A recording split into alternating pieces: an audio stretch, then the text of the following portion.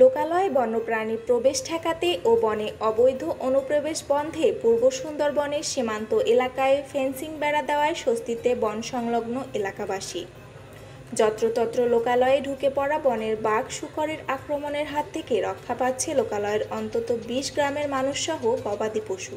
Fencing বেড়ার পাশাপাশি ভরাট হয়ে যাওয়া নদী পুনর্খননের দাবি এলাকাবাসীর। ফেন্সিং বেড়া নির্মাণের পাশাপাশি নদী খননের কাজ চলতি বছরের মধ্যে শুরু হবে বলে জানান বন বিভাগ। বাগেরহাটের শরণখোলা ও মোরেলগঞ্জ উপজেলার লোকালয়ে পাশ দিয়ে বয়ে যাওয়া ভোলা ও খরমা নদী ভরাট হওয়ায় সহজেই বসতি এলাকায় ঢুকে পড়ে সুন্দরবনের বাঘ, হরিণ ও শূকরসহ নানা বন্যপ্রাণী। এতে একদিকে যেমন বন্যপ্রাণী নিধন হতো, অন্যদিকে লোকালয়ের গরু, মহিষ ও ছাগল বনে ঢুকে পড়ায় বন্যপ্রাণীর আক্রমণের শিকার হতো। উভয় সংকট থেকে রক্ষা করতে সুন্দরবন বাঘ সংরক্ষণ প্রকল্পের আওতায় ২০২৪ সালের আগস্ট মাসে নাইলনের ফেন্সিং বেড়ার কাজ শুরু করে। ২৫ কিলোমিটার দৈর্ঘ্য ফেন্সিং বেড়ার ১৫ কিলোমিটার খুঁটি স্থাপনের কাজ ইতোমধ্যে সম্পন্ন হয়েছে। ফেন্সিং বেড়া নির্মাণ করায় বন সংলগ্ন এলাকায় প্রায় ৩০,০০০ মানুষ স্বস্তি পেতে শুরু করেছে। তবে ভরাট হয়ে যাওয়া ভোলা ও খরমা নদী পুনর্খননের দাবি এলাকাবাসীর। নদী আমাদের কাছে একদম কিনারের লগে সুন্দরবন মিশিয়ে গেছে, তার এবং শুয়োর, হরিণ, বাঘ এগুলো তো হরিণ আইসে আবার চলে যায়, কিন্তু বাঘ তো মাঝে মাঝে আক্রমণ করে এই সুন্দরবনের কাছে। বেড়াটা যদি একদম নিকটে আসে, তাড়াতাড়ি হয়, তাহলে আমাদের এবারে এগুলো আসতে পারবে না আর আমাদের ক্ষতিও করবে না। এই মাঝে মাঝে গরু, ছাগল এগুলোরও শু করে খায়, তারপরে বাঘে খায়, এগুলোই আমাদের এবারে আসিয়া এগুলো ক্ষতি করে। আমরাও তো অনেক সময় ঘুমাইতে পারি না। লাইলনের বেড়াটা যদি একটু শক্ত করে দেওয়া হয়, মানে আটকানো, তা একটু ভালো হবে। আর ওদের তো ভয় আছে, ওদেরও ভয় আছে, থাকলেও ওদের আপনার একটু কম আছে, কম উপকার হয়েছে। ওভার দিয়ে বাঘ আসতো, শুয়োর আসতো, আমাদের এই ক্ষেত খামারের অনেক কিছু খাইয়ে ফেলাইতো। এটিতে আমরা অনেক সচেতন হয়েছি যে ওপার থেকে বড় প্রাণী আসে, তারপরে বাঘ মামা গর্জনী দেয়, ওপার থেকে সাঁতরেই আসে, দেখলে তো আর রাত্রেবেলা আমাকে খুবই ভয় লাগে। দিনে দেখলে অনেক ভয় করে, কিন্তু রাত্রেবেলা দেখলে তো আরও ভয় করে। সেটার জন্য ওইটা অনেকটাই ভালো হয়েছে। রাত্রে এখন আর ওপার থেকে কোনোটা আসে না পশু পাখি।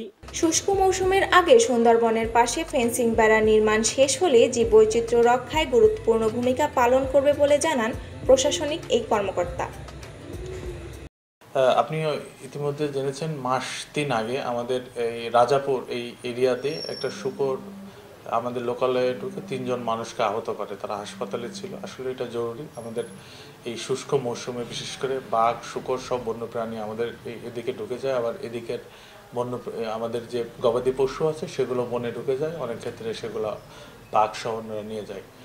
তো আমরা গত ২ সপ্তাহে ৩টা স্পট ধানসাগর রেঞ্জ, শরণখোলা রেঞ্জে গিয়েছি। কাজের যেটা অগ্রগতি সেটা চলছে, তবে আরেকটু জরুরি ভিত্তিতে দরকার হলে খুব দ্রুতই আশা করি আমরা এই ধরনের অ্যানিমেলি থেকে আমরা দূরে থাকতে পারবো।